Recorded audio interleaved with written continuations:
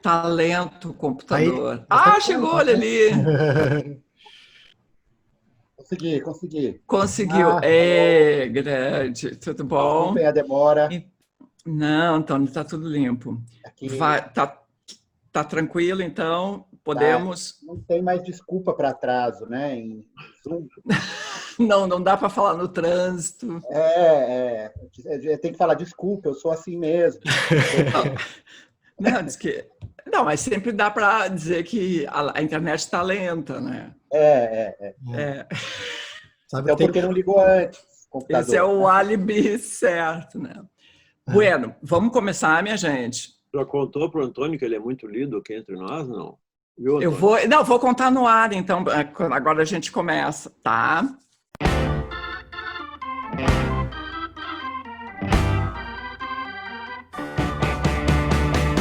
Rádio Elétrica orgulhosamente apresenta Sarau Elétrico, que país é esse?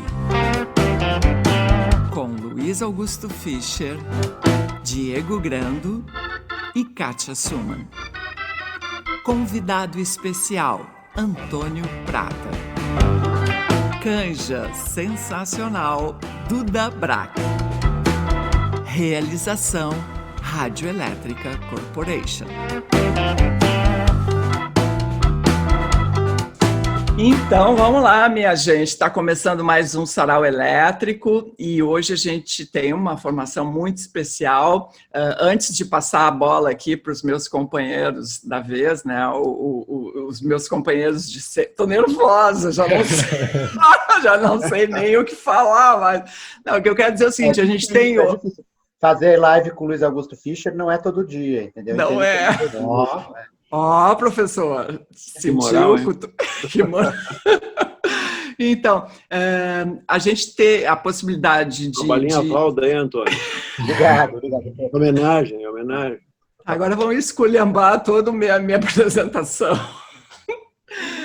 Não, larguei vocês de mão. Não, eu queria dizer que é uma grande alegria contar com a presença do Antônio Prata, que de outra maneira, não fosse a pandemia, não fosse a internet mesmo que lenta, isso seria impossível, porque como é que a gente ia trazer o Antônio para Porto Alegre? E sem que tu saiba, Antônio, tu é muito lido no Sarau Elétrico, tu é um dos hits do Sarau em si. Então, as pessoas adoram te ouvir, a gente adora te ler, então para nós é uma grande alegria contar contigo hoje aqui nesse Sarau. Seja muito obrigado. bem-vindo. Fico super feliz de estar aqui. É um prazer. Pena não estar ao vivo aí em Porto Alegre, que eu adoro. Para tomar cervejas artesanais, gaúchas e comer carne. Olha, cervejas artesanais, viu? Ninguém dava nada e tá aí. Bom, aqui é todo mundo abstêmio e vegano. Não, brincadeira. Tá, professor, diga lá. Tudo bom? Bom dia, quer dizer, boa noite para todo mundo. O Antônio, eu posso contar aqui que pro Antônio eu já li, acho que, sei lá, umas 3, 4 vezes um capítulo do teu livro, aquele Nu de Botas, que é aquele capítulo singelo em que tu conta a história do teu pai falando sobre chupar pinto. Uma história delicada, maravilhosa. O pessoal se dobra de rir cada vez que escuta aquela história. É muito boa. Infelizmente, essa história ela é verdadeira, do começo ao fim. Foi daquele jeito mesmo. Então, e aí, Diego? O Diego é um dos grandes leitores do Antônio. É verdade. Eu assumo minha condição de fã aqui. Não, eu tô super contente mesmo de a gente te receber, né, Antônio Prata, porque faz tempo mesmo que, desde que eu entrei, assim, não sei se a Kátia te contou, mas imagino que a Kátia tenha te contado, né, que o Sarau Elétrico existe há 21 anos, fez 21 anos agora em julho, toda terça-feira, né, e eu faço parte, enquanto pessoa que participa, assim, não que está no público, já desde 2013, por aí. E, basicamente, assim, eu acho que a primeira vez que eu li alguma coisa foram textos teus, assim, quando eu participava de forma bem esporádica ainda. E antes disso, ainda me lembro que tinha... eu me lembro que uma vez eu cometi esse... Foi interessante, mas acho que hoje eu não faria de novo com mais experiência. Eu estava começando a dava aula de redação E eu levei lá o Bar Ruim é lindo, bicho. Meio intelectual. Aquele, eu sou meio intelectual, meio de esquerda. Os alunos não entenderam muito, porque era um pessoal se preparando para o vestibular, querendo ser médico, assim, mas foi bacana. Então, há bastante tempo que eu agradeço aí a tua produção, porque eu sou um leitor e alguém que empresta minha voz para te ler, e é um prazer estar contigo. Poxa, Beleza, obrigado. então, gente, vamos ficar nessa babação de ovo aí, mas claro, merecido, né? Então, assim, a gente tem uma tradição, Antônio, que o professor Fischer, como ele é o mais velho, ele sempre começa. Barba branca. É de onda que eu é que sou a mais velha, mas a gente usa isso. Vou começar lendo um texto aqui, eu não vou dizer qual é, vamos ver se o Antônio identifica. É o seguinte. Tá. Tem até pegadinha, viu, Antônio? Não, acho que eu vou ter que explicar antes para o pessoal poder entender. É o seguinte, é um livro, esse livro aqui, ó. Eu conheço esse cara. É um livro do Mário Prata chamado Minhas Mulheres e Meus Homens. O Mário Prata é um escritor, teledramaturgo, um cara que, enfim, tem uma história que não é muito visível assim no primeiro plano, mas é um cara de alta qualidade e vem a ser pai do Antônio. E esse livro aqui é uma daquelas ideias originais assim que alguém tinha que ter e foi ele que teve. Acho que ele conta aqui, né, uma coisa assim do tipo que estava pensando num livro e tal, daí pegou a caderneta de endereços dele, no tempo da caderneta de endereços de telefones, e aí ele pegou para cada telefone, ou, enfim, para alguns telefones anotados ali, ele conta uma pequena história sobre cada uma das pessoas, o que é genial, né? Porque, enfim, qualquer um de nós teria como fazer um livro desse tipo falando da nossa teia de amigos e ex-amigos, namorados, ex-namorados, blá, blá. Então, aqui tem uma sobre o Antônio Cândido, que é um guru meu, né, recentemente falecido. Então, o título é assim, Antônio Cândido, professor, São Paulo, 1980. Eu não sei se 80 é o ano da entrada do telefone na caderneta, pode ser que seja isso, não sei. Daí diz assim, tive a honra e o prazer de viver na mesma vila do mestre há alguns anos. Pouco falávamos de literatura. Era mais papo de vizinho mesmo, lá nas nossas casas, na rua Briaxis, ex-Dona Alice. Um dia ele apareceu lá em casa, ia passar 3 meses dando aula em Harvard. E pediu 2 favores na sua ausência. Porque até o Antônio Cândido tinha que pedir um favor, Cátia. Todo dia, dar partida na sua já velha Brasília Bordeaux e receber a correspondência. Dar a partida, o Antônio, meu filho, se encarregaria. Foi mesmo, Antônio. Tu ia lá virar o motor. Com uma certa liberdade poética, porque em 80 eu tinha 3 anos, então você imagine como é que é. Mas eu realmente lembro de ir no colo do meu pai dar a partida. Então a gente ia junto e eu ajudava. Dar a partida, o Antônio se encarregaria, mas a correspondência do professor era bem mais complicada. No começo a gente começou a colocar numa mesinha, uns dias depois, debaixo da escada. E quando começou a invadir a sala, coloquei tudo no porta-malas e levei para casa da Loli, minha sogra. Você não pode imaginar o que é a correspondência do professor. Todas as editoras mandam os lançamentos para ele. Todos os escritores amadores que mandam manuscritos, teses e pedidos de palestras. Foi com uma Kombi que fui levar tudo quando ele voltou. Aproveitei aí de pedir material para a Dona Beija. Ele estava escrevendo a novela da Dona Beija, né? Porque eu estava escrevendo uma peça sobre ela, desculpa, está explicado aí, uma peça sobre ela para o Palácio das Artes de Belo Horizonte. Meia hora depois, me levou uns 10 livros sobre a doida e ainda me confidenciou que era sobrinho neto de um dos amantes da Dona Beija, a própria, né? Amante este que, casado, tinha uma filha com ela, a Joana. Dias depois, pesquisando no Araxá, descobri um documento manuscrito escrito pelo pai de Dom José Gaspar, farmacêutico da cidade, onde informava com toda a segurança que a vagina da Dona Beija era vibrátil, atraente, deglutante, suctátil, assimilante e mais uns 3 ou 4 adjetivos. Mostrei aquilo ao mestre que leu seriamente. Interessante, muito interessante. E deve ter pensado lá no tio-avô dele, que por lá andara e voltara.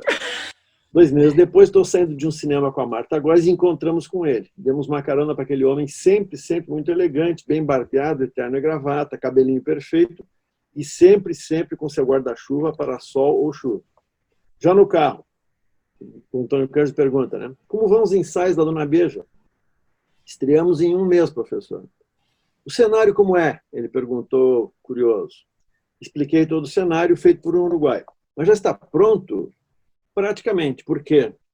É que eu tive uma ideia lendo aqueles manuscritos que você me deu, uma ideia para o cenário.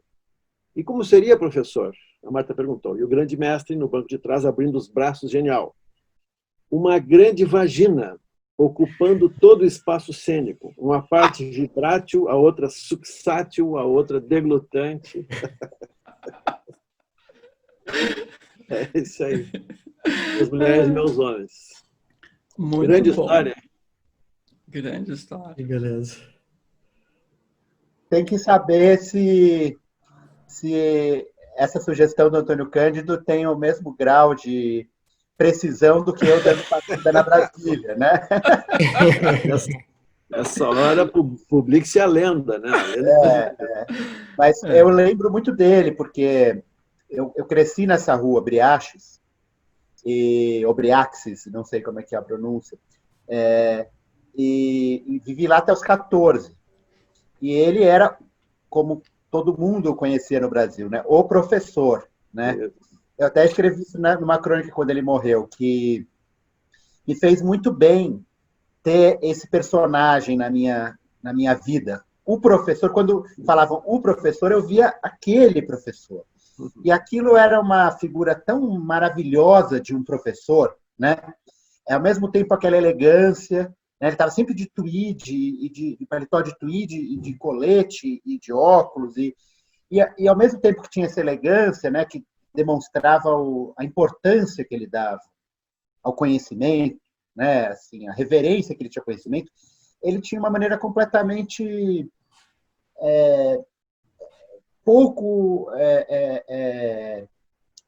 como eu diria, cerimoniosa em relação ao conhecimento.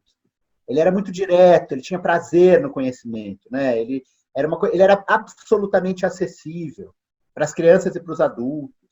Então, foi maravilhoso crescer ali. Muito é uma legal. Grande história. É uma grande história essa aí, né? Bom, eu não sei, podia ser o Diego, né, Diego? Pode ser? Sim. Vamos lá. Tá, Posso só contar mais uma história do Antônio Cândido, rapidinho? Conta. Não precisa ser rapidinho. Em 2000, eu fiz um livro chamado Cabras, Caderno de Viagem. Eu fiz uma viagem com mais 3 escritores, era o Chico Matoso, o Paulo Werneck e o Zé Vicente da Veiga, que é artista plástico. E a gente fez uma viagem dentro de um projeto chamado Comunidade Solidária, que era um projeto da Ruth Cardoso, e que mandava universitários de várias carreiras, vários cursos para cidades muito pobres do interior do Brasil para levar conhecimento, ensinar a fazer soro caseiro, cisterna, adubar a horta, sindicato, enfim, ajudar cada um na sua área. E na volta a gente fez esse livro contando desse mês de viagem. Eu já não morava mais na rua do Antônio Cândido, mas tinha a Gorete, que era faxineira, diarista na minha casa, na terça, e na quarta ela ia na casa do Antônio Cândido. Então eu dei o livro para a Gorete, falei, Gorete, dá para o Antônio Cândido para a dona Gilda, por favor, e fiz uma dedicatória. Aí na terça seguinte ela veio e falou, olha, os dois leram e riram muito. Eu falei, riram? O professor e a Gilda riram mesmo. Anos depois saiu uma segunda edição. A Gorete continuava vindo lá em casa na terça e na quarta na casa do professor. E eu fiz uma carta para o professor, muito, muito cara de pau, perguntando se ele não escreveria uma apresentação para a segunda edição. Se ele se sentiria à vontade e tal, e dei para a Gorete a carta, para a Gorete dar para o professor. Na terça-feira seguinte, ela voltou e falou, dei a carta. Ele leu, eu falei, ele não deu resposta? Ele falou, não, ele não deu resposta. Eu falei, tá, e fiquei meio chateado. Aí na outra terça, ela veio e falou, Antônio, encontrei o professor na mesa do café da manhã, eu falei, ô professor, que coisa feia, o menino lá esperando a sua resposta, passou um pito no professor, e ele falou que amanhã está na portaria. Então, na verdade, a Gorete foi a maior agente literária, porque eu tinha pânico da Gorete. A Gorete era uma baiana bravíssima. Ela me tirava da cama às 7 da manhã, aos berros. Antônio, sai do quarto, você tem que arrumar seu quarto, sai daí. E eu saía. Eu falava pelos 33 anos que eu pensei, pera, eu não preciso sair da cama quando a Gorete me tira para limpar minha cama. Tá ao contrário isso. Então, eu imagino que ela deu o pito nesse mesmo tom no professor Antônio Cândido, que fez a máquina e deixou na portaria com a letra dele lá. Enfim. Por isso que a minha maior glória literária deve ser a Goretti. Que maravilha. Então, vai lá, Diego. Tá. Vou ler uma aqui de 30 de maio desse ano agora, do Antônio Prata, né? Intitulada Fábulas Muito Distantes. Você conhece a velha fábula chinesa sobre os preás e a serpente? Pouco provável, porque acabei de inventar a velha fábula chinesa sobre os preás e a serpente. A história é assim desde o século XI, faz 10 minutos. Um belo dia estavam os sino-preás aquecendo-se na relva sob o sol primaveril, quando avistaram ao longe uma serpente. Um preá mais precavido alertou: comunidade preática, eis ali uma serpente. Os outros preás desdenharam: calma, nóia, tá longe. O precavido preá ponderou: tá longe, mas tá vindo, uma hora chega. Os outros relevaram: chega, mas demora. O aflito preá insistiu: e quando chegar? Os outros preás seguiram ao sol, girando de um lado para o outro, gozando o prazer de coçar a pança na grama e de comer frutas silvestres. No futuro, quando a serpente chegar, disseram, talvez já nem seja mais serpente, talvez os caminhos do bosque a amadureçam, roçadas raízes na pança façam-na mais fiel às instituições. E a palavra instituições soou tão bela que fez com que os preás rolassem e rolassem e rolassem despreocupados na relva. O preá, desesperado, já estava quase gritando, tuitava e mandava mensagens de zap o dia todo. Como vocês não perceberam? Ela nasceu serpente, cresceu serpente, manteve-se serpente há décadas. Nunca disse que deixaria de ser serpente. O que leva vocês a achar que ela moderará sua serpentice? Um preá descolado e blasé, de aros grossos e metido a sabichão, disse que o medo dos preás era mimimi, vitimismo, vontade de conseguir cota em universidades e dinheiro na lei Prealné. Disse que se a serpente não aprendesse nada no caminho, a sólida comunidade de preás serviria para civilizá-la, e pronunciou uma frase que tinha um poder ainda mais encantatório do que instituições: freios e contrapesos. E todos os outros preás, ouvindo as palavras mágicas freios e contrapesos, entorpecidos por um climinha meso-founding fathers americanos, meso-Montesquieu, fizeram um high five e voltaram a rolar na relva. Daí, a serpente chegou e comeu todo mundo. Há também uma linda lenda Kirguistã, relatada pelo sábio Burslundin, do século XIII. Sob o reinado de Burslundin, no território de Ashtar, houve uma grande seca. Todos padeciam da fome e da sede. A cada dia que passava, era menor a quantidade de comida e bebida ao alcance de cada súdito do reino. Então, quando a coisa ficou preta, Burslundin decretou que todos aqueles que punham o papel higiênico na parede de forma que a folha saísse por baixo, não por cima, eram inimigos do reino. Burslundin condenou todos esses à morte por empalamento. Então, metade da população morreu. E com metade da população morta, a seca não castigou tão violentamente a outra metade. O comércio reabriu rapidamente. Havia momentos em que alguém sofria, saudoso, pensando no ente querido. Mas bastava morder um caqui e a dor passava. Porque, afinal, a generosidade não resiste a uma barriga vazia. E tem também aquela história da Venezuela, né? Onde eles elegeram um Facínora para acabar com o PT e deram poder para o Facínora acabar com o PT. Daí o Facínora armou as milícias e destruiu as instituições e deu um golpe, torturou e matou todos os que ele achava que tinham a ver com o PT, o que incluía qualquer cientista, artista, operário, autônomo, esportista, negro, gay ou tantos outros que compunham basicamente 70% da população e ponto final. Seu Antônio Prata. Puta que não, Diego, a crônica que você lê é crônica horrorosa. É preciso desvendar o Brasil. Sarau Né? elétrico. Não, é assim. Elétrico. Me venderam um negócio que era no bar, rock and roll. Você lembra do filme Boleiros? Vai ser a única, vai ser a única. Qual é o filme? Boleiros. Aham. Eu não me lembro. Tem uma hora maravilhosa que eles são os amigos que estão falando de futebol, e são velhos jogadores de futebol, e cada hora eles vão contar uma história do passado. E tem uma história triste demais, triste de um ex-jogador. E quando volta era o Flávio Miliaccio falando: puta história triste, meu! Vai, diga, Diego. Você quer fazer alguma pergunta em cima dessa tragédia? Agora é meio que tipo a tua vez, tu separou umas coisinhas para ler, né? Ai, caramba. Não, mas eu tenho elas aqui, peraí. Tá. Eu vou ler uma que chama Eu, Ela e o Keith. Também é uma história triste, já que o Diego já abriu o caminho para as histórias tristes. Cara, o caminho da melancolia está sempre aberto. Está sempre aberto, sempre aberto. E não é triste, globalmente triste, como essas lendas do Quirguistão, mas é muito triste pessoalmente. Quando as pessoas me perguntam: e aí, tudo bem? Eu respondo que sim, tudo ótimo, mas é mentira. Não está tudo ótimo, está tudo péssimo. Faz um mês que minha mulher se apaixonou pelo Keith Richards. Não tenho a menor ideia do que fazer. A paixão foi despertada pela biografia do guitarrista, que eu mesmo, num desses irônicos maus passos da vida, lhe dei de aniversário.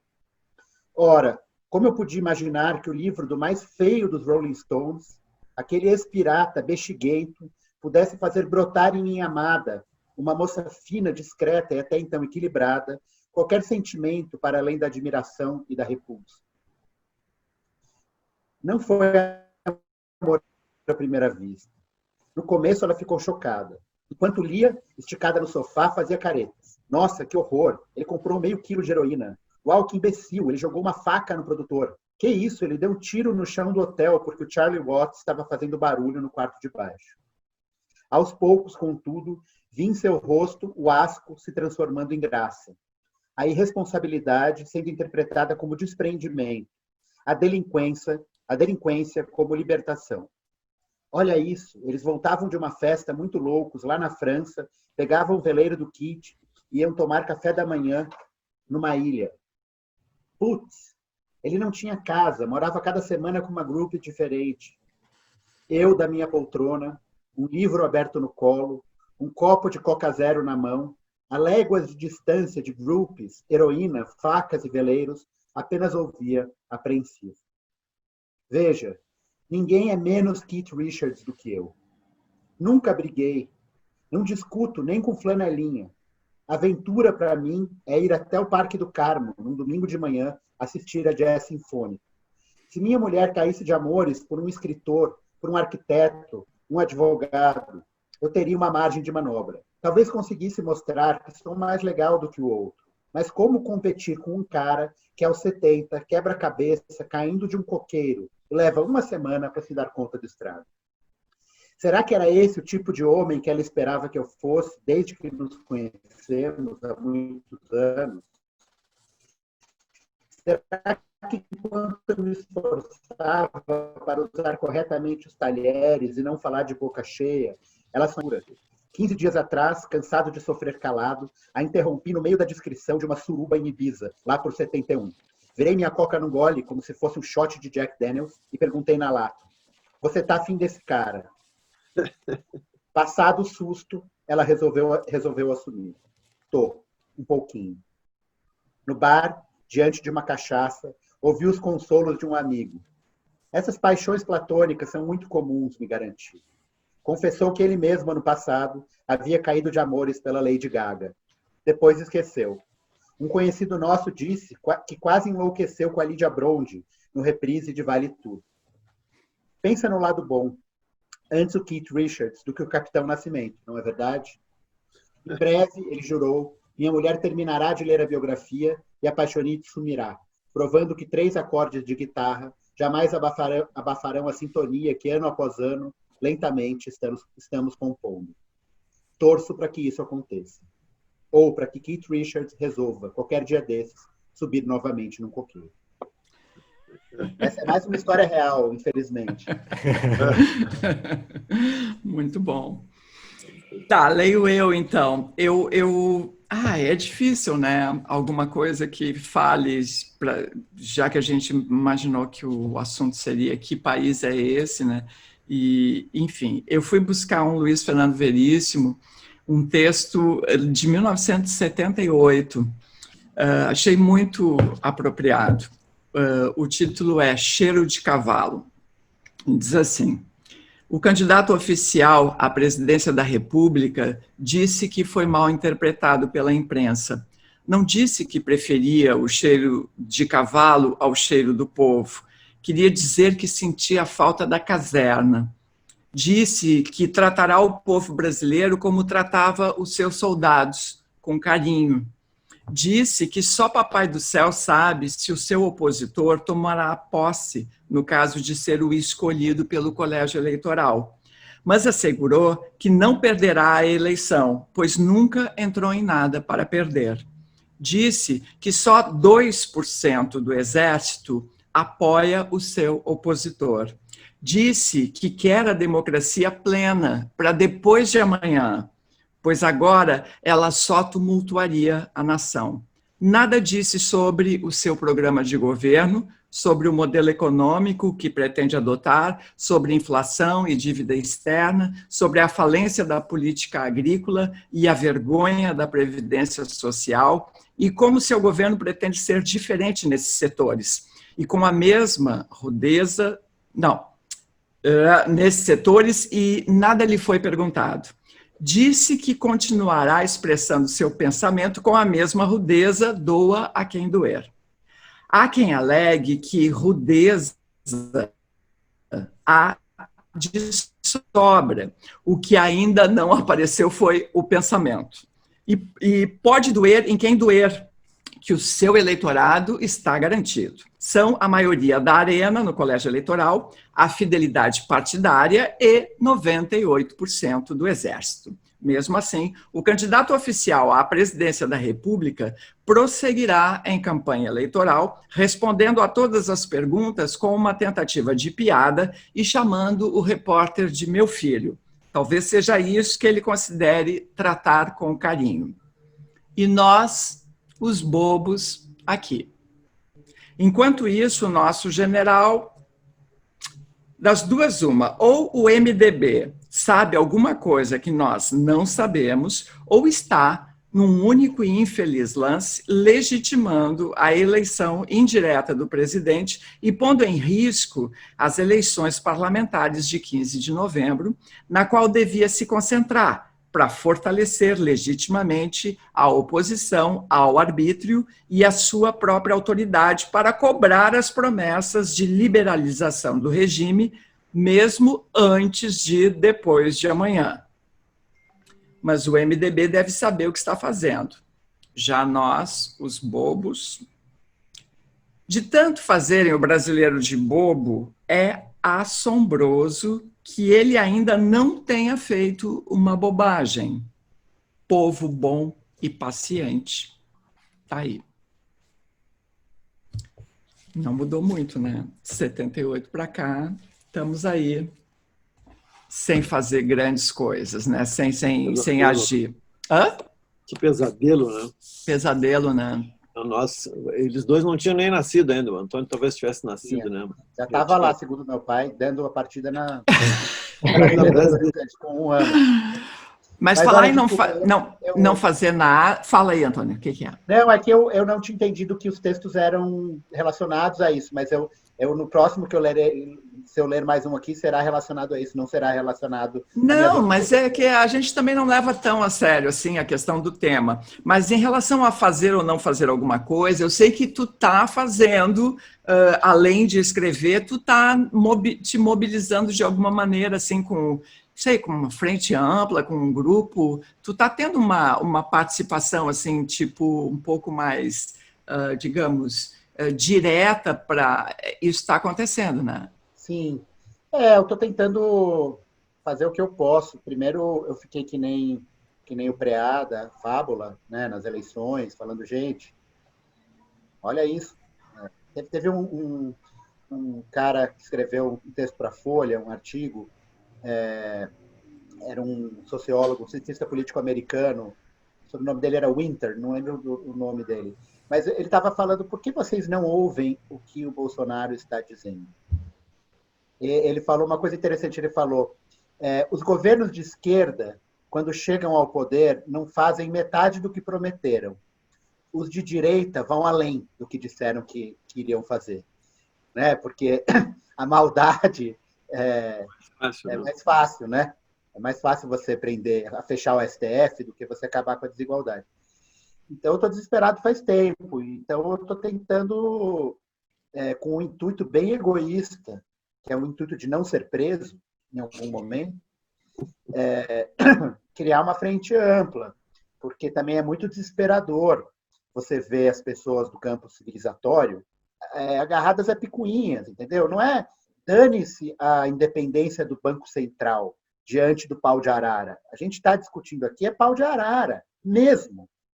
Isso não é uma força de expressão. A gente está falando de alguém que tem como ídolo o maior artífice da tortura do regime militar. E é alguém que falou a vida inteira que iria torturar, se pudesse. Né?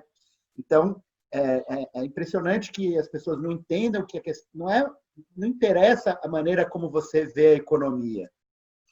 Não interessa se você é de direita ou de esquerda nesse momento. Isso é irrelevante se você estiver de ponta cabeça tomando choque. Irrelevante. Então, eu participei de um movimento chamado Juntos, que era um pouco tentando fazer isso, chamando as pessoas a se juntarem, né? Porque na minha cabeça não é mais quem é que a esquerda vai lançar para presidente. É quem é que a gente vai apoiar para não ganhar o Bolsonaro. Eu faço campanha na rua para o Rodrigo Maia. Faço campanha na rua para o Renan Calheiros, entendeu? Se precisar. Faço mesmo, porque é isso. Então, a gente comprou página de jornal, fez abaixo-assinado, fez um monte de coisa e está tentando articular, mas é muito difícil. É muito difícil juntar as pessoas, é muito difícil sair da bolha, a gente não está conseguindo ainda. E mesmo agora está essa onda de cancelar, né? Porra, aí tu vai fazer um debate do detalhe, aí vai lá e bota o dedo na cara ainda, puxa. Pois é. E é isso, né? Assim, o Brasil pegando fogo e tem parte da esquerda que acha que o grande inimigo é a Lilia Schwartz. Escreveu um artigo sobre a Beyoncé. Quer dizer, uma parte da esquerda se mobilizando para brigar com a Lilia Schwartz. Quer dizer, um cara destruir o país, 100 mil mortos. Né? É muito desesperador. E dá uma sensação de irrealidade o tempo todo, assim, né? Acorda e diz, porra, parei um pouquinho, mas é assim mesmo. Eu tenho uma filha de 10 anos de idade, né? E hoje ela teve que fazer um tema no colégio, tinha que fazer um poeminha, não sei o quê. Porra, entrou o Bolsonaro, entendeu? Entrou como um pesadelo, assim, ela me mostrou depois. É isso, quer dizer, para nós adultos, isso troço a gente dá, faz mediações e tal, né? Mas a criançada isso aí está entrando direto no sangue, né? Porra, negócio... O filhinho de um amigo meu, um casal de amigos, que foi uma coisa ótima, teve um panelaço, e ele tem 3 anos. Aquele começo de quarentena que tinha panelaço todo dia.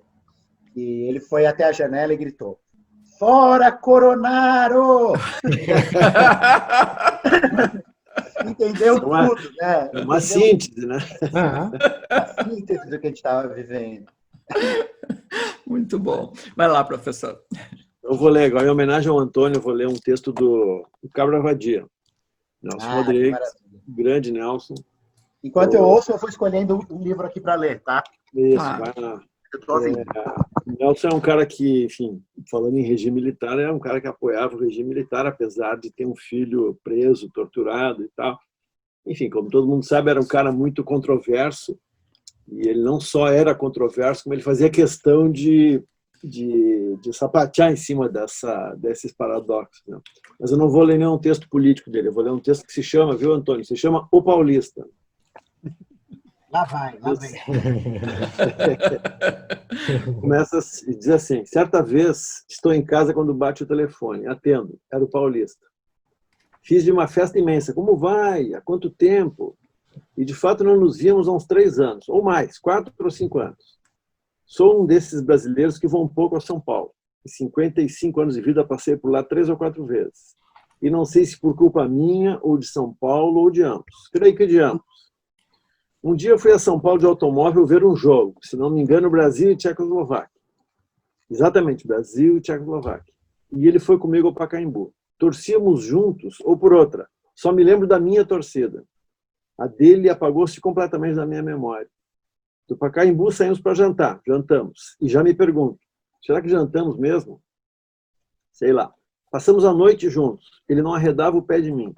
Fazia um frio tão feroz, era junho, que em dado momento tive vontade de chorar sentado no meio-fio, com o frio de São Paulo. O homem foi para mim uma espécie, digamos, de irmão súbito. Não consegui pagar uma caixa de fósforo, ele subvencionou tudo e fez questão de me levar no trem. Desembarquei no Rio e me saturei até os sapatos de vida carioca. Passa-se o tempo e de vez em quando me lembrava do paulista. Via com a maior nitidez a sua cara, o terno, a camisa e nada mais.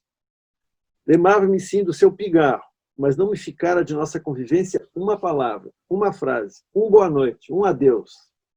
Cheguei a pensar que em minha passagem por São Paulo, ou eu era surdo ou ele mudo.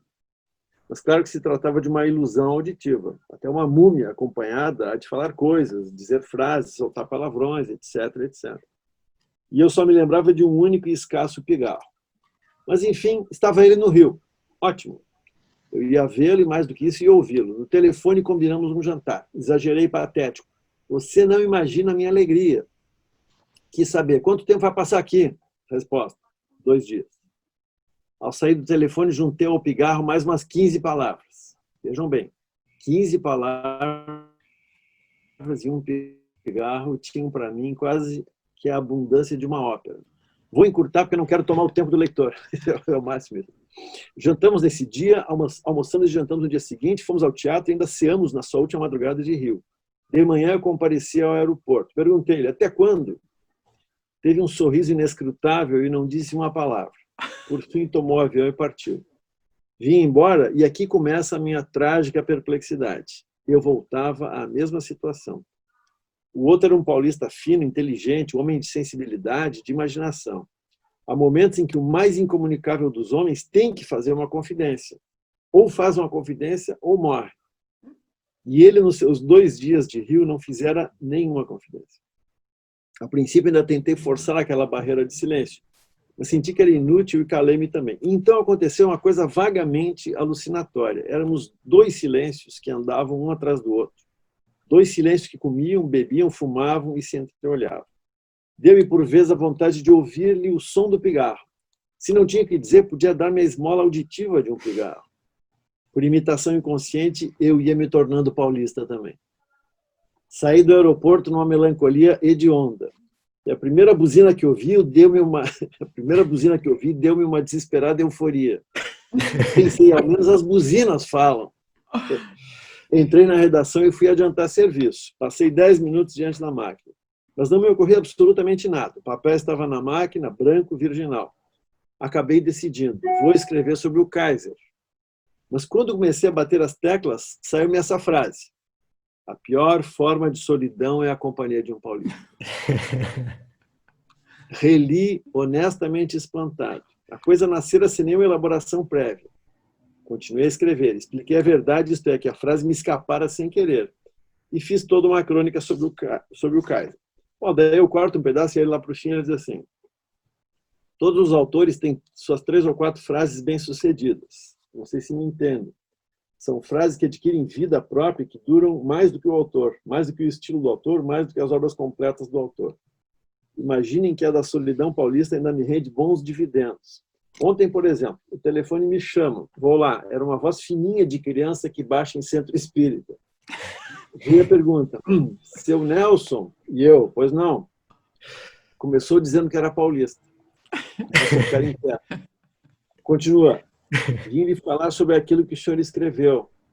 Eu não digo nada, ou melhor digo, sim, sim. Evidentemente era a frase. Pergunto, a senhora concorda ou não? E a voz de anjo defunto.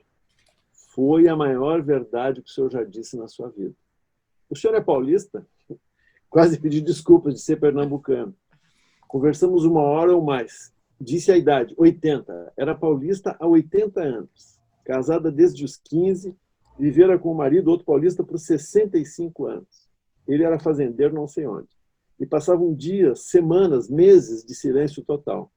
Muitas vezes ela já não se lembrava de como era a voz do marido e chegava a esquecer a própria.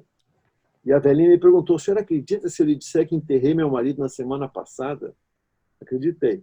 Em mais de meio século de coabitação, nem lhe acontecera o gemido, o simples gemido. Um ficava escutando o silêncio do outro. Ele agonizara sem gemer. E depois, lá foi ela para a capelinha. Floriu, velou e chorou um desconhecido. Grande Nelson, né? Não é uma provocação, né? Mas é um lindo retrato, né, Antônio? Olha, é uma constatação, né? Eu não vou defender. Assim como eu aprendi nos últimos anos a não defender a branquitude ou o machismo quando somos atacados, eu e meu machismo e minha branquitude, né? Essas classes eu não defenderei o paulista. Mas o Nelson é uma figura, né? Com esse exagero dele, é genial. É uma caricatura, né? É maravilhoso. É um negócio que eu estava conversando outro dia com um amigo, que ele é o caso raro de um homem que estava atrás de seu tempo. Por isso que ele era genial, né? Porque ele olhou os hippies, ele olhou a abertura, ele olhou tudo aquilo com olhos da Belle Époque, assim, né? Para ele, o mundo tinha acabado na primeira Batalha do Marne, no primeiro partilho da Sarah Bernhardt, né? Agora você lê ele tirando sarro dos autores de teatro, do Vianinha, dos atores, das atrizes. É tão cômico. Né? Você vê o que havia de ridículo naquilo também, né? São coisas que a gente acredita. Mas você vê, e ele via aquele ridículo, eu sou completamente fã dele. Né? Muito bom. Vai lá, Diego. Tá. Bom, eu vou entrar um pouco na onda aqui, então, Sabe que assim, a gente como gaúcho não tem essa coisa de bairrismo, então a gente passa distante disso, né? Só nós não temos. Né? Mas aproveitando então que o professor leu aqui, eu mudei aqui, eu ia ler uma, e eu mudei, lembrei dessa aqui, achei que seria legal ler, que diz o seguinte: trata-se de uma cultura realmente diferente, pensei, assim que meus amigos cariocas propuseram sair da praia, colocar camisetas entre a pele e as camadas de sal e areia que nos cobriam e ir a um restaurante. Olhei em volta, já pensando nos comentários que viriam se o paulista aqui mencionasse o desejo de passar no hotel para tomar que é isso, mané? Banho. Para minha sorte, avistei ali perto um chuveiro brotando do meio da praia. Seria de alguém? Haveria um tiozinho do chuveiro? Ou pertenceria ao hotel do outro lado da rua? Pensei em me meter embaixo sem pedir permissão a ninguém, mas como dizem que em Roma devemos fazer como os romanos, e não vi nenhum romano tomando banho, fiquei com medo de retaliações por parte de uma possível autoridade chuveiral. Perto, 3 cidadãos de sunga contemplavam o horizonte. Seriam os, digamos, encarregados? Me aproximei. Por favor, eu disse, eu vi aquele chuveiro ali. Ué, os caras estão me olhando de um jeito estranho. Pensei em tomar uma ducha. Será que estou falando alguma besteira? Vocês sabem se tem que pagar alguma coisa? Os 3 ficaram me encarando uns 5 segundos, calados, como se eu tivesse dito algo tão absurdo quanto passa mostarda? Ou onde pega o formulário verde? Transposto o vale de silêncio, um dos sujeitos fez um leve movimento com o queixo, apontando 2 outras criaturas de sunga. Repeti receoso o mesmo discurso cartesiano. Novamente, espanto do lado de lá da linha. Um olhou para o outro como se tivesse visto um ET. Olhou-me de cima a baixo, resolveu falar para delírio do comparsa, que explodiu numa gargalhada. Tu dá um sorriso e tá pago, brother. Me vi tão paulista naquele momento que acreditei por alguns instantes estar de terno e gravata na areia. Me senti deslocado como um Rui Barbosa chupando picolé, um Aureliano Chaves dançando axé. Eu devia ter chegado e dito, aí, irmão, chuveiro? Ou, amizade, a ducha aí, valeu? Ou, quem sabe ainda, simplesmente, aí, chuveirão? Já no restaurante, limpo, comecei a pensar o que seria do mundo se Descartes tivesse nascido em Madureira, ou se Kant morasse no Cantagalo. Não fui muito longe em minhas meditações metafísicas, pois o garçom apareceu e me cortou com sua maviosa indagação. Vai uma empada? Demorou. Trata-se de uma cultura realmente diferente. Esse é o Antônio Prata. Eu só tomo na cabeça lá no Rio. É ridículo. Eu estava na praia e veio um cara com um monte de cadeira, assim, alugando cadeira. E ele veio falando inglês comigo. Tchê. Aí eu falei, cara, eu sou brasileiro. Aí ele falou, Sija. Espanhol. Quer dizer, eu falei, cara, eu sou brasileiro e isso soou castelhano para ele. Não, mas sabe que eu tenho o potencial de ser estranho em qualquer lugar do mundo, né? Mas especialmente quando eu vou para o Rio, é aquela coisa assim, né? Eu levanto a mão, fala, gaúcho! Aí eu me lembro que a Cláudia Tardes uma vez escreveu uma que era assim, acho que o gaúcho entrava no táxi assim e falava, oi, gaúcho, né? Então, tá, Antônio. Eu vou ler uma poesia de uma poeta que ela é quase gaúcha. Ela é quase gaúcha porque ela é polonesa. É um pouco Polônia, que é... Não sei como é que se pronuncia. O Diego sabe. O Diego é nosso especialista aqui. Fala aí, Diego. Especialista em pronúncia polaca é com ele mesmo. Ele chuta em qualquer língua. Não, na verdade é só em polonês que eu sei pronunciar o nome de duas autoras. Essa, no caso, é Wisława Szymborska. Toma.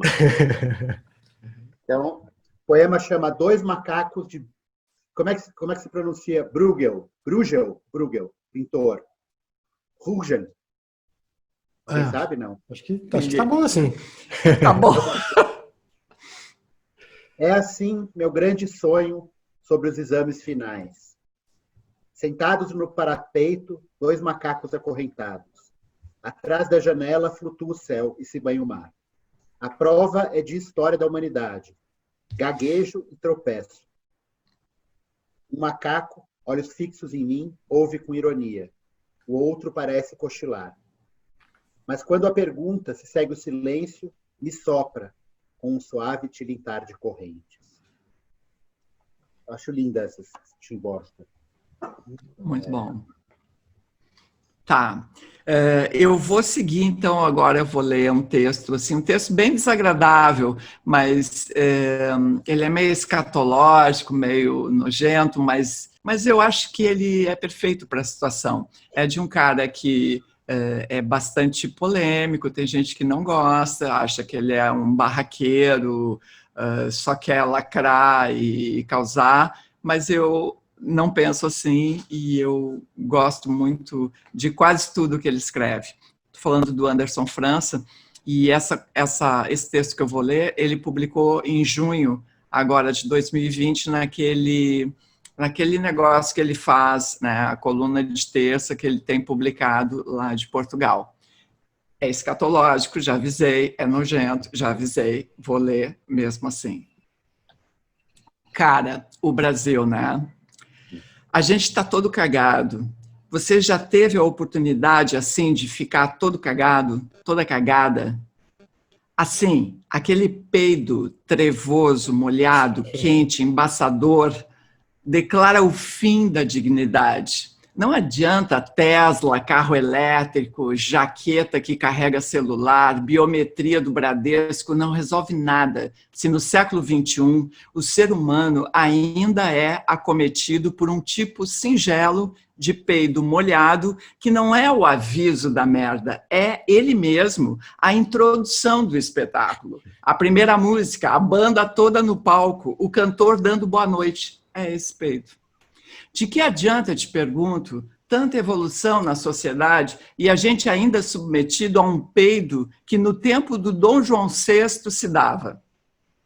O peido, ele, quando se revela cua fora, molhado e quente, é o retrocesso acontecendo. Você sente o peido e diz, É apenas um peido fugaz, um peido esporte fino, um peido match de Tinder, rápido, leve, prático, para aliviar e solta. E vem o molhor, o molhor, professor. É o convidado... O molhor. É o convidado inesperado, mas que já traz a visita.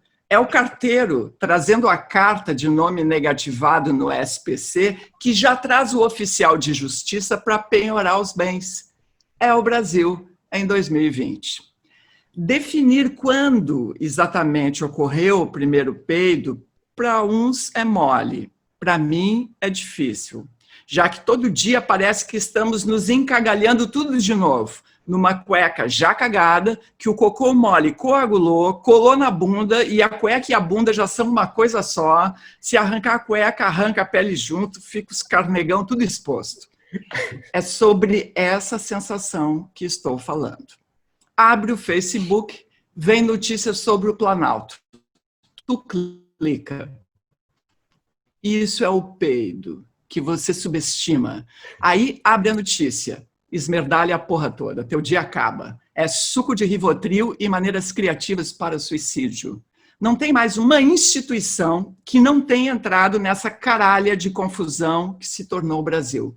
Ministérios, STF, Congresso, Igreja, advogado, porteiro, motorista, loja de chocolate. Isso parece um trem da sacanagem, vai engatando tudo que estiver no caminho, com a diferença que não tem graça, como nos tempos do Agildo Ribeiro sacaneando o Sarney, porque é tudo matador, é tudo ameaça de AI-5, bomba no STF, tiro no ministro, tortura para 30 mil, é a porra. E o Bolsonaro parece chamar sempre mais gente para a roconha. Grita, joga na cara. Às vezes um cara que está lá na casa do caralho não quer nem saber dele, aí ele grita, o cara vem. Começa. Não esqueço a cara do Taish quando o Weintraub disse que era para matar os vagabundos.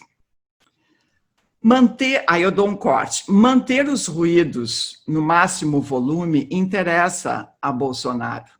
Gritos, malafaias, Carlos Bolsonaro, Alan dos Santos, gabinete do ódio, ruído interessa, porque no ruído ninguém pensa, só briga mais. E sem reflexão, o povo vota na loucura, vota no desespero, vota sem sanidade, vota com raiva, vota achando que se trata de um jogo, quando na verdade é algo que dura pelo menos 4 anos. Pelo menos, porque o estrago causado, por exemplo, nesse governo, já tem quem fala de 20 anos perdido pela frente. Ninguém merece isso, cara. O Brasil levou tanto tempo para eleger um governo popular, progressista, caralho. A gente retrocedeu geral. Geral. Anderson França, é isso aí. Uau. É isso. Pesado, mas é isso, né, pô? É isso. E a bronca, né, do cara que, como o Anderson, como o Antônio e tal, quem escreve para jornal, assim, tem, assim, como dizer esse troço, né? Tu sempre tem que achar um jeito, assim, uma metáfora, uma comparação, um viés novo para tentar dizer isso que, né, tá dito já, e, no entanto, sei lá, né, é ruim, né? É ruim. O Sérgio Rodrigues escreve na Folha, que escreve sobre a língua, né? Ele escreveu um texto maravilhoso de palavras inventadas, né?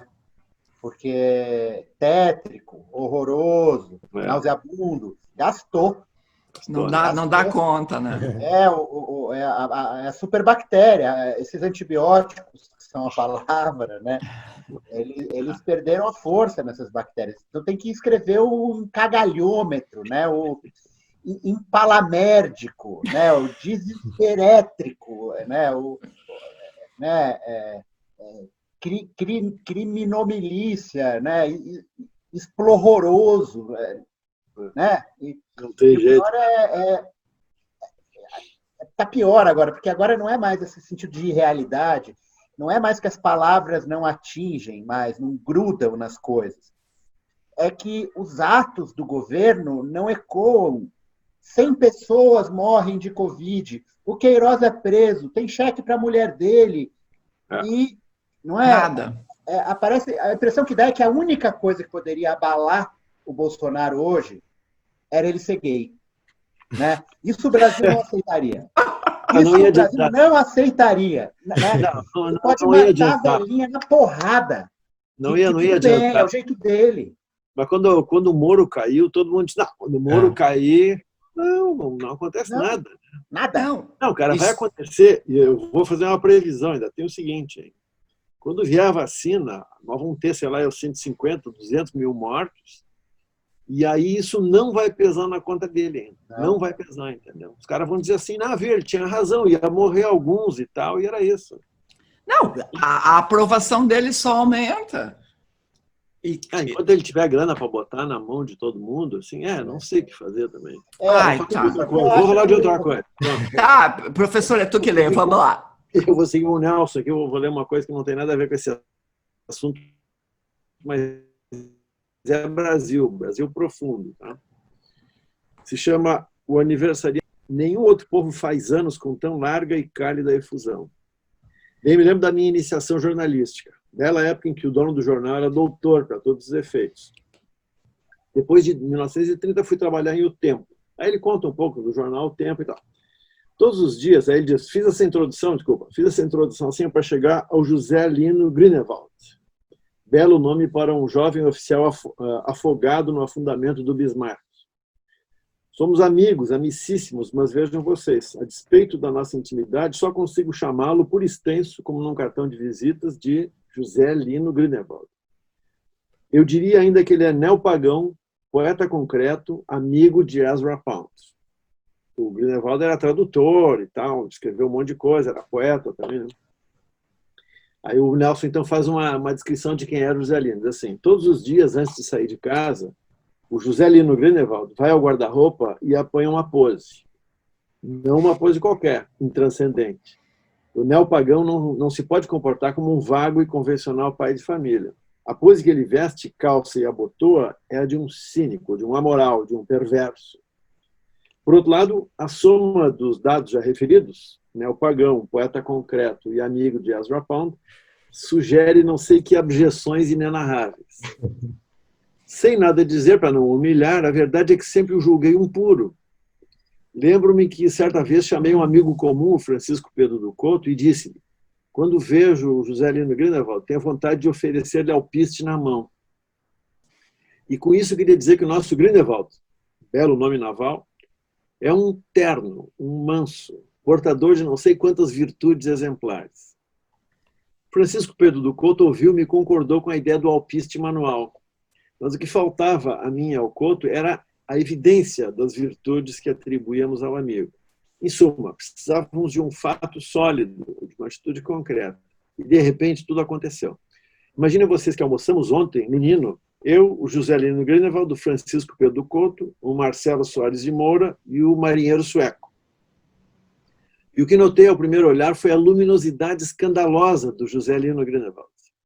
Se ele falava, sentia-se nas suas palavras como que um halo intenso. Seu olhar vazava luz.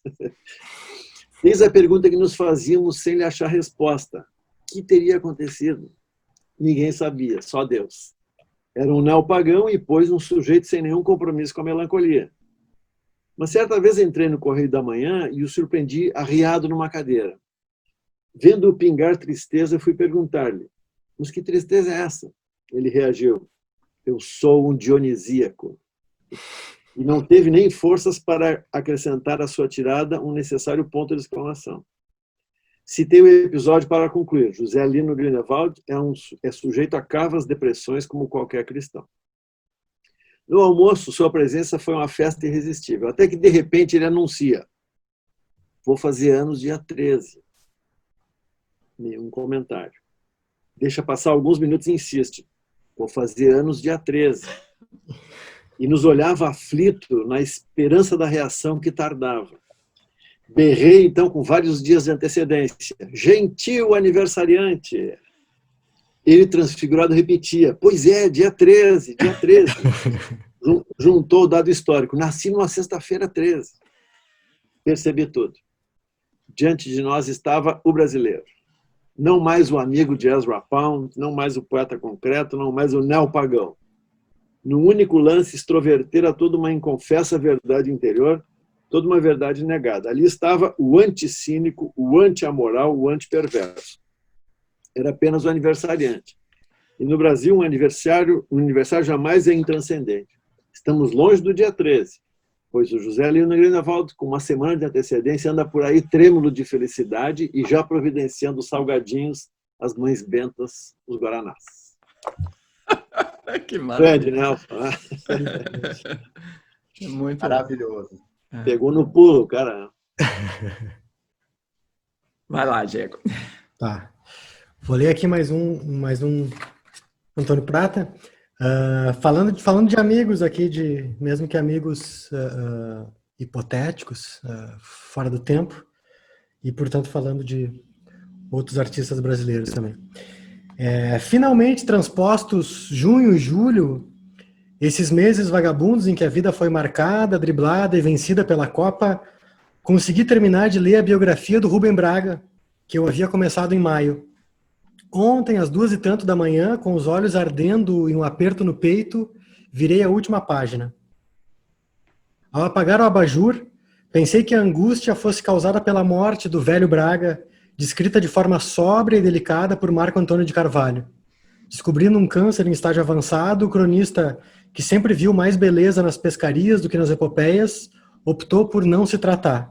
Preparou a partida, distribuiu os livros e os quadros, se despediu dos amigos, deitou e não levantou mais. Hoje, porém, acordei com a sensação de que não era exatamente a morte do escritor a parte mal digerida da biografia. A azia existencial me perseguiu ao longo do dia e só no meio da tarde, quando terminei o e-mail com uma exclamação, o que pode ser menos braguiano do que uma exclamação, entendi o que me incomodava. Algo que eu já vislumbrava desde que passei a conviver mais de perto com os humores, afetos e idiosincrasias do meu íntimo desconhecido. O Rubem Braga não ia gostar de mim. É duro constatar um negócio desses depois de 2 décadas de convívio intenso. É como descobrir que a sua mulher está te traindo. Não, é pior. A mulher que trai o marido pode amá-lo, ou pelo menos pode já tê-lo amado um dia. Rubem Braga nunca me amaria. Ele era quieto, eu falastrão. Ele não sorria para todo mundo, eu pareço um candidato a vereador. Ele era um velho lobo do mar, eu cresci patinando no gelo no shopping Morumbi. Nesses 20 anos de relação, já me imaginei várias vezes voltando ao passado e sendo apresentado ao cronista por um amigo em comum. Já me projetei na famosa cobertura do Barão da Torre, em Ipanema, batendo papo no jardim. Não me vejo falando sobre passarinhos ou ventos alísios.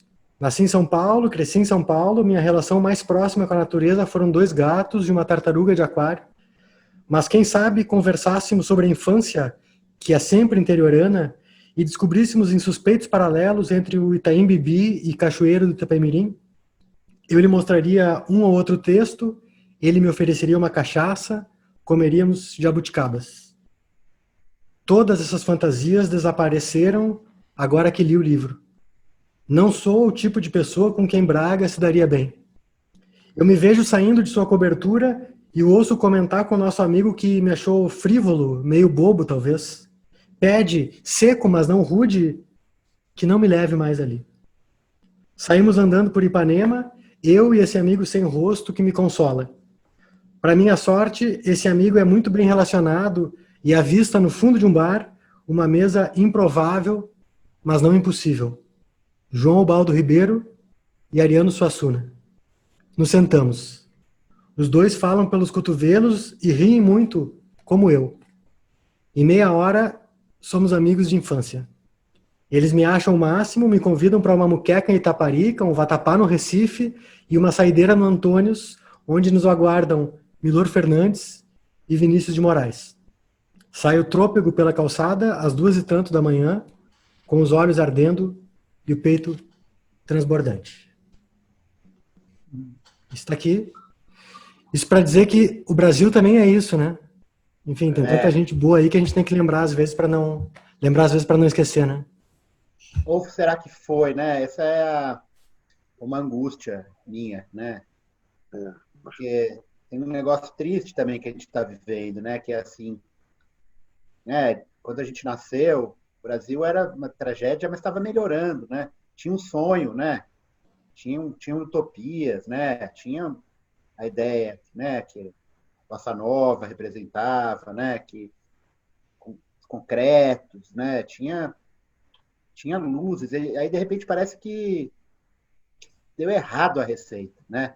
Agora aqui, ó, você já viram esse meme que tem comparando pia e utopia? Não.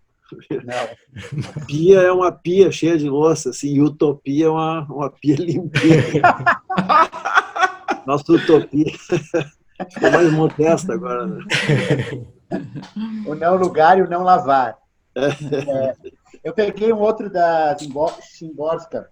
Vai lá. É um pouco ao que eu tenho que falar para mim toda quinta-feira, porque o desespero é tanto que se deixar eu não escrevo mais nenhuma crônica. Fico só escrevendo colunas sobre o Bolsonaro, colunas sobre o Bolsonaro. Chama Filhos da Época. Somos filhos da época e a época é política. Todas as tuas, nossas, vossas coisas, diurnas e noturnas, são coisas políticas. Querendo ou não querendo, teus genes têm um passado político, tua pele um matiz político, teus olhos um aspecto político. O que você diz tem ressonância, o que silencia tem um eco de um jeito ou de outro político. Até caminhando e cantando a canção, você dá passos políticos sobre um solo político. Versos apolíticos também são políticos. E no alto a lua ilumina com um brilho já pouco lunar. Ser ou não ser, eis a questão. Qual questão, me dirão? Uma questão política. Não precisa nem mesmo ser gente para ter significado político. Basta ser petróleo bruto, ração concentrada ou matéria reciclável. Ou mesa de conferência, cuja forma se discutia por meses a fio. Deve-se arbitrar sobre a vida e a morte numa mesa redonda ou quadrada? Enquanto isso, matavam-se os homens, morriam os animais, ardiam as casas, ficavam ermos os campos, como em épocas passadas, e menos políticas. Muito bom. Bueno, eu não sei como é que a gente está de tempo, se fazemos mais, se eu leio mais uma ou não. Eu acho que a gente está meio estourado já, mas... Né? Não, então eu acho que a gente pode encerrar por aqui. Eu queria, então, agradecer muito ao Antônio. Antônio, tu está fazendo um trabalho aí na Globo, é um negócio que o Jorge Furtado também está junto, né? Uma história de atores gravando nas suas casas, não tem uma coisa assim? Foi uma série que o Jorge inventou, muito legal. Uhum. E eu escrevi com ele, com mais algumas pessoas, um dos episódios. E porque assim, não existe nada mais aglomeração do que uma filmagem, né? Claro. Uma filmagem são 50 pessoas fechadas numa sala, se encostando uma nas outras, pegando na lapela, né? Vestindo. Então ele criou uma série para ser filmada por quem já está quarentenado. Tem muita atriz casada com diretor, ator casado com diretora, casais de atores e tal. E uma dessas quarentenas, felizmente, tinha Fernanda Torres, Fernanda Montenegro e o Andrusha Waddington, que é o marido da Fernanda Torres, que é um super diretor. E os filhos, adolescentes, para carregar o peso que tinha que carregar. Assim. Então a gente criou uma história, o Jorge criou com a Fernanda Torres uma história que era tipo eu não posso falar que senão eu vou dar spoiler, mas enfim, ele criou uma história e a gente escreveu o roteiro, depois ele também deu uma mexida e, enfim, ficou bem legal. Eu não vi inteiro ainda, só vi trechos filmados. Certo. Então, é isso, né? Eu queria muito... Eu vou aproveitar aqui para agradecer o Antônio. Antônio, além da tua gente finícia, assim, teus textos são muito bons para todo mundo, viu? Para ter certeza que a gente fica muito aliviado quando lê, quando enxerga essa vibração solidária, assim. É isso aí, irmão. Não vamos esmorecer, não vamos entregar a rapadura. Eu fico muito feliz, tanto com elogio e quanto com poder fazer isso com vocês aqui, né? Porque, né, a gente se dobrar em cima de textos do Nelson Rodrigues e do Veríssimo, né? Isso nos lembra, né, no que a gente acredita, do que a gente gosta, né? Por que a gente está apanhando, né? É melhor apanhar sabendo pelo que a gente luta, né? É isso aí, Mel. É isso aí. Então é isso, né, queridos? Queria agradecer ao Antônio e a vocês, meus queridos parceiros. E a gente agora... A próxima do Antônio tem que ser ao vivo, né? Tem que descer numa terça artesanal lá. Olha, eu gostaria muito de encontrá-los em São Paulo para mostrar que, como diz o crioulo, existe amor em SP. Tá? Existe amor, cerveja artesanal, tem até samba por aqui. E se vocês não encontrarem nada disso, vocês vão naquele supermercado de vocês, que também tem aqui. Como é que chama? Bourbon? Zafari Bourbon. Ali é o alimento dos exilados. Ali é... Aquilo ali é uma coisa muito importante. Abriu o Zafari em São Paulo, uma amiga minha, gaúcha, Julieta, foi lá, e todos os funcionários eram gaúchos, todos os caixas, empacotadores, era tudo gaúcho. Daí ela perguntou para a caixa do supermercado: moça, esse é o primeiro Zafari em São Paulo? Aí a moça olhou um pouco alarmada e falou: é o primeiro Zafari no resto do país. Tudo que está fora do Rio Grande do Sul é o resto do país. Primeiro Zafari no exterior.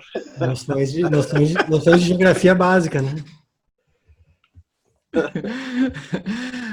Que maravilha. Bom, eu vou chamar então uma artista que é inclusive gaúcha, né? Atenção, a Duda Brack é uma garota aqui de Porto Alegre que, aliás, já tocou no Sarau lá no Ocidente e já está radicada no Rio há bastante tempo, lançou discos e tem uma carreira muito bacana, assim, é uma cantora, compositora, instrumentista, e participou também de um projeto com Charles Gavan, que era uma espécie de tributo aos Secos e Molhados. E ela cantando, então, né, no projeto que foi abençoado, aspas, né, pelo próprio Ney Matogrosso e tal.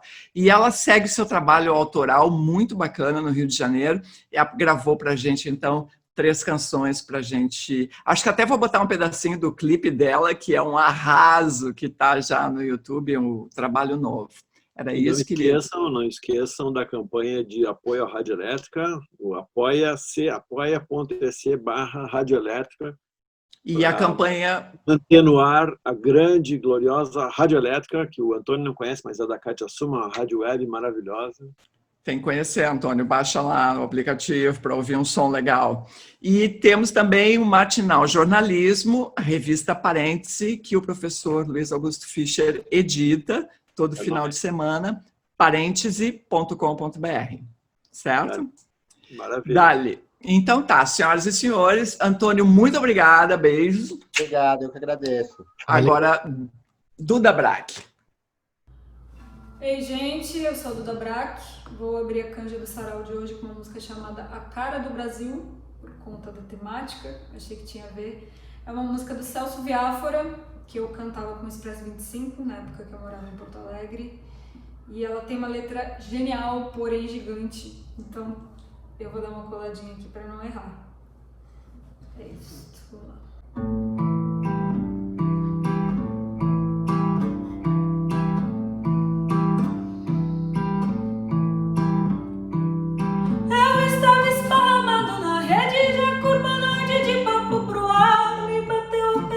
Meio a esmo, na verdade o Brasil, o que será? Brasil é um homem que tem sede, ou que vive da seca do sertão. Será que o Brasil dos dois é o mesmo? O que vai ao que vem na contramão? O Brasil é um caboclo sem dinheiro, procurando doutor em algum lugar. Ou será o professor Darcy Ribeiro, que fugiu do hospital pra se tratar? A gente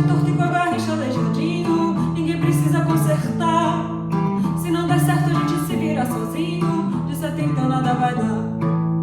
A gente é torto igual Garrincha, aleijadinho, ninguém precisa consertar.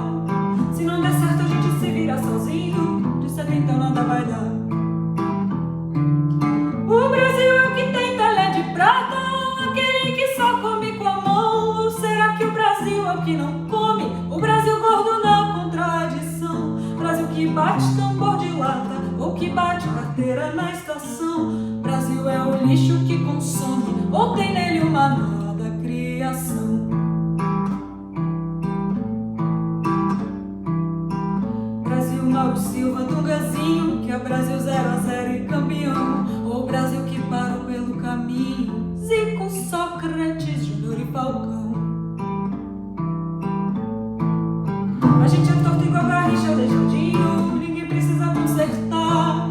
Se não der certo a gente se vira sozinho, de 70 nada vai dar. A gente é torto igual Garrincha, aleijadinho, ninguém precisa consertar. Se não der certo a gente se vira sozinho, de 70 nada vai dar.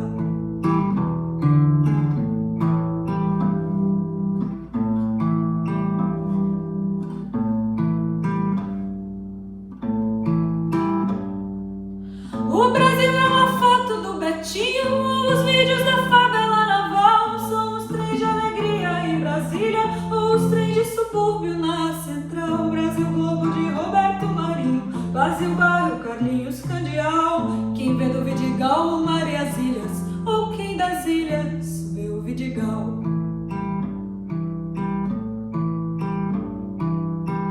Brasil encharcado, palafita, seco açude, sangrado, chapadão. Ou será uma avenida paulista, qual a cara da nação? Ei, qual a cara da nação? A gente é tanto igual Garrincha, aleijadinho, ninguém precisa consertar. Se não der certo a gente se vira sozinho, de certo então nada vai dar. A gente é torto igual Garrincha, aleijadinho, ninguém precisa consertar. Se não der certo a gente se vira sozinho, de 70 nada vai dar. De 70 nada vai dar. De 70 nada vai dar. De 70 nada vai dar.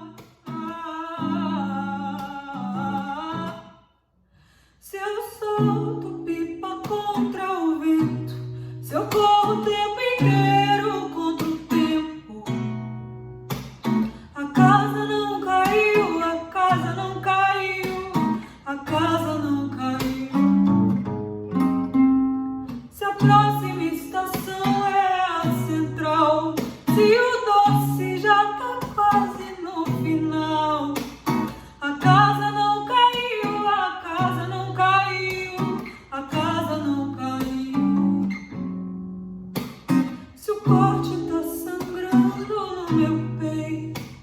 Se a dor é passatempo do meu coração, a casa não caiu, não caiu, a casa não cairá, não deu, eu vou voar.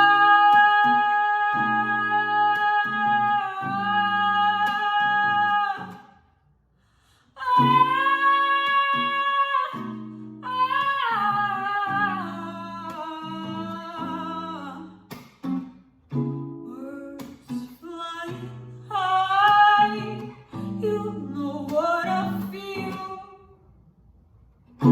The sun is in the sky, you know what I feel. Breeze drifting on by, you know what I feel. It's a new dawn, a new day, it's a new life. Se não for por baixo, eu vou por cima. Se não for nessa rua, eu entro na outra. Se não for de carro, eu vou a pé. Se não for ao sol, eu vou à chuva. Se não for de fraque, eu vou pelada. Se não for desse amor, eu vou com o meu amor. Se não for, eu vou assim mesmo. Se todo artista for puta de esquina, se meu cachê for 10 real, a casa não caiu, não caiu, a casa não cairá, não deu, eu vou voar.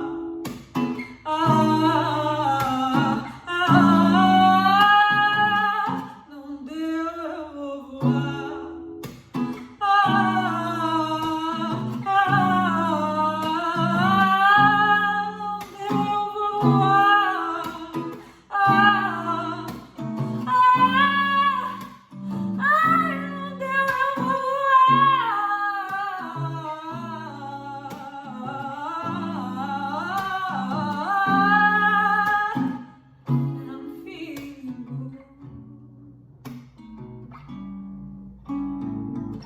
I'm feeling good. I'm feeling good. I'm feeling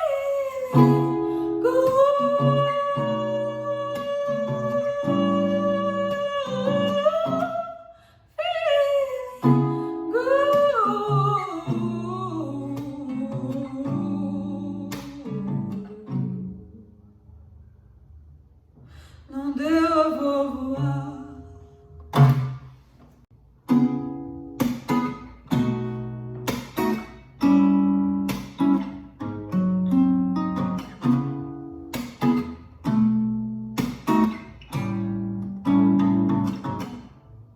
Se eu solto pipa contra o vento, se eu corro o tempo inteiro contra o tempo, a casa não caiu, a casa